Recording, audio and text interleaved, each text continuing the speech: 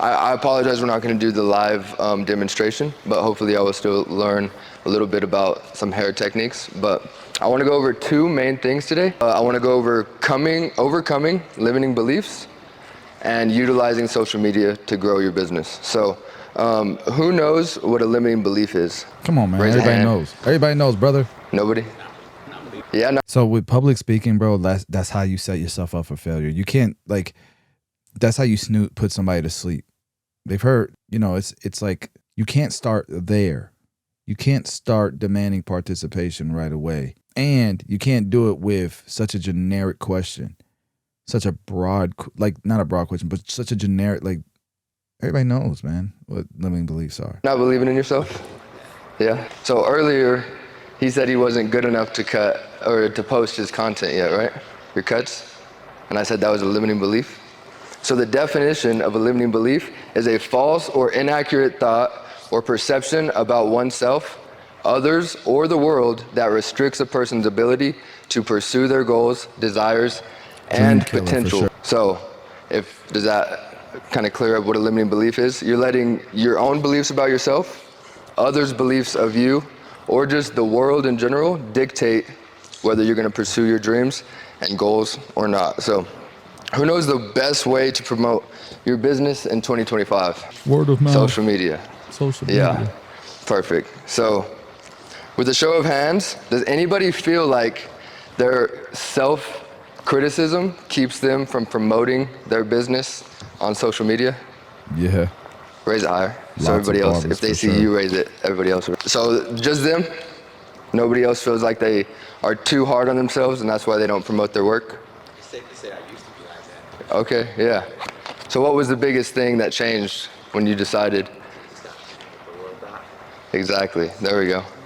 Do you feel like you tried to perfect everything for the longest time?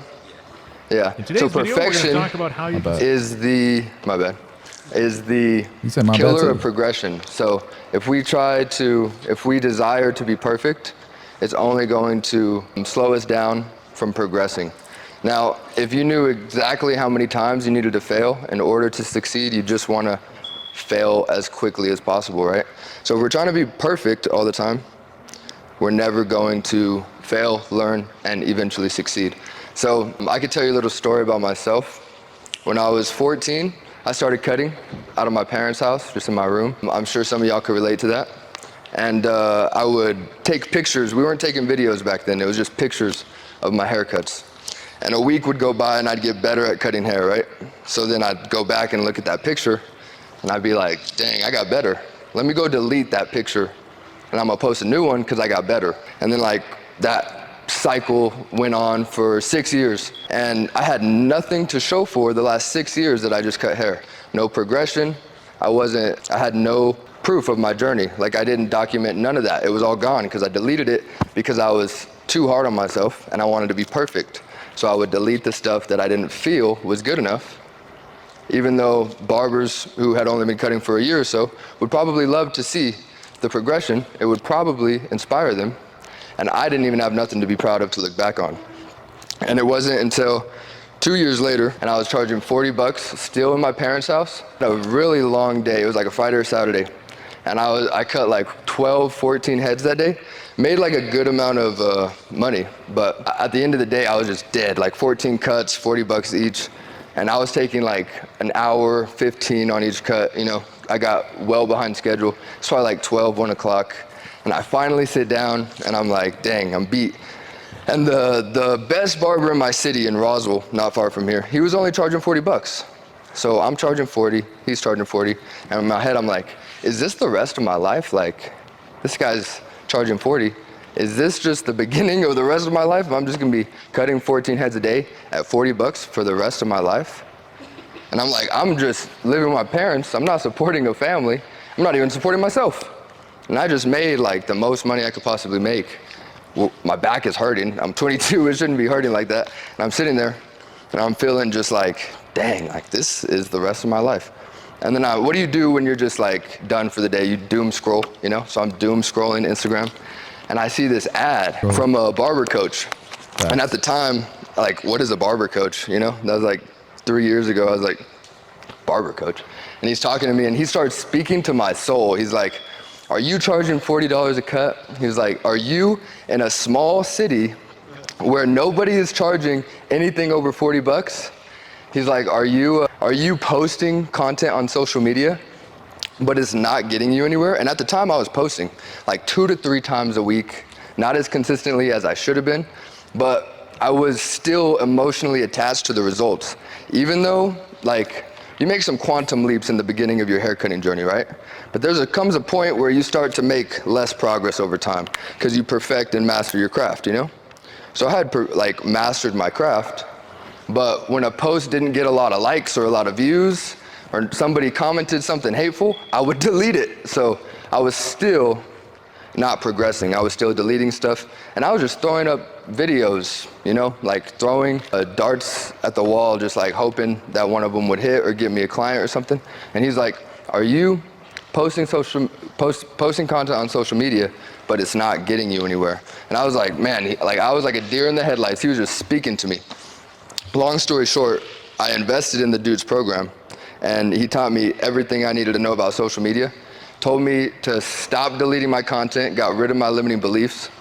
And in that year, I went from $40 a cut to $100 a cut, grew my Instagram like 10K followers, 20K followers on TikTok in just 1 year. But I tell you this to like show you, like I had 2 limiting beliefs. One of the things I always ask, or I try to ask, or I ask when I'm helping barbers with this specific topic is, okay, so you went from 40 to 100, whatever, a haircut, and there's an increase there. There's an increase in your social media. Was there an increase in your bottom line? Was there an increase in your top line? And was there a decrease in how much time you're in the shop? Chances are with the bottom line and top line, a lot of times it's the same. And sometimes it does free up time, but a lot of times it doesn't, because you go from doing 45 minute haircuts to hour and a half haircuts. I've seen it so many times where, how come we just talk too much about the haircut price? Who cares? At the end of the day, what are you taking home? And after you've exhausted all the efforts to increase your bottom line, then it makes sense to push that button and increase your prices, right? So I'd love to hear barbers, talk more about, that, because at the end of the day, that's the number that matters. Barbershop with no money. Before we start. Whoops, wrong one. It was, I can't charge more than 40 bucks because the guy in my city that's the best at cutting hair, way better than me, is only charging 40 bucks. How could I ever charge more than him? Yeah, that's not true. And then the other one, it was social media didn't really work. Like, I'm posting, but it's not getting me clients, I would just post for self-gratification, hopefully get some likes and views, hopefully get somebody to hype me up, you know what I mean? I was posting for all the wrong reasons. And then he taught me how to actually post videos that would convert into clientele. We're in Clovis, New Mexico. This is a small city, right? Pretty small. Has anybody ever told you that you couldn't do something you wanted to do with your business because you are in a small city? Yeah, a lot of people think that. It's not true. Are you the only best barber there is because you're the only barber there is? Wow. It stuck into my mind, you know what I'm saying? Yeah. I am from a small community, and I was like, damn, I wonder if he's right. I ended up moving out of my comfort zone, and I found my potential at that time, and I was like, you know what I mean? It held me back though for a second. I was like, man, am I good? Or am I just the only barber that's out here and it makes it look good? Yeah. I could definitely say I had that, I guess. You had an advantage. Right, but like I said, when I went somewhere else, somebody else saw potential in me, and I was like, cool. Like, it wasn't just his comment that he made, it's beyond that, Yeah. So I don't know, I guess I took that criticism and ran with it. That's something that stuck in the back of my head for a minute. Think like, was that dude right or not? But Yeah, because it's not the best barber, it's the best known barber. Because I told y'all, that barber that was charging 40 bucks, best barber in my city, he's probably maybe still better than me. There was barbers that work at my shops that are better than me. You have no idea who they are. But I go to any place in like Roswell and somebody knows who I am, you know what I mean? Not to say that to brag, but because I post 3 times a day on social media. Yeah. Somebody's gonna see it eventually. So it's not the best barber, it's the best known barber, and you really just had an advantage. That dude, You know, he got some coaching. He got information and conviction and pushed to believe he can do it because somebody else shared their results and showed him that it's possible. And then he did it. And he put in the work. The guy's got work ethic. He's obviously a smart guy. Congrats to the young man. For was real. talking negative on you, like, I'm glad it helped you motivate you. It helped motivate you, but like, you really just had an advantage. You know what I mean? Because you were the best known. But it's good that you got out. Where did you move somewhere? Yeah, I ended up taking off from that town. I mean, I go back to that town. Oh, so you came here.